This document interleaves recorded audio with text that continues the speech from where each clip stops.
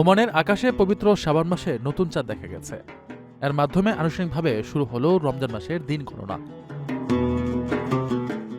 দেশটিতে আগামী ৩০ অথবা ২৯ দিন পরই পবিত্র রমজান মাস শুরু হবে। যেহেতু শাবান মাসের ১৪ তারিখ দিবাগত রাতটি লাইলাতুল বরাত বা শবে বরাত হিসেবে পালিত হয়, তাই ওমানে আগামী ২ ফেব্রুয়ারি সোমবার শাবান মাসের ১৪ তারিখ পূর্ণ হবে এবং ওই দিন দিবাগত রাতে পবিত্র শবে বরাত পালিত হবে। শাবান মাসের চাঁদ দেখা গেছে আমিরাতের আকাশেও। আবহাওয়া অনুকূলে থাকায় দিনের আলোতেই চাঁদের একটি স্পষ্ট ছবি ধারণ করতে সক্ষম হন জ্যোতির্বিজ্ঞানীরা।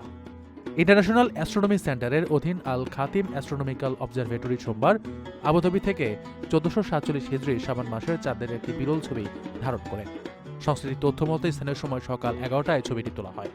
সে সময় সূর্য ও চাঁদের মধ্যকার কৌণিক দূরত্ব ছিল ৬.৭ ডিগ্রি।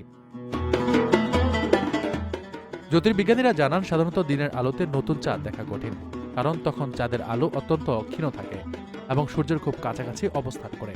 তবে এদিন আকাশ পরিষ্কার থাকায় চাঁদের উপস্থিতি তুলনামূলক স্পষ্টভাবে ধরা পড়ে। চাঁদ পর্যবেক্ষণে কাজে অংশ নেন অবজারভেটরির বিশেষজ্ঞ দল। তারা উন্নত জ্যোতির্বৈজ্ঞানিক ইমেজিং প্রযুক্তি ব্যবহার করে চাঁদের ছবি সংগ্রহ করেন। ওমানের সেরা রেট দিচ্ছে বাংলাদেশি প্রতিষ্ঠান গালফ এক্সচেঞ্জ।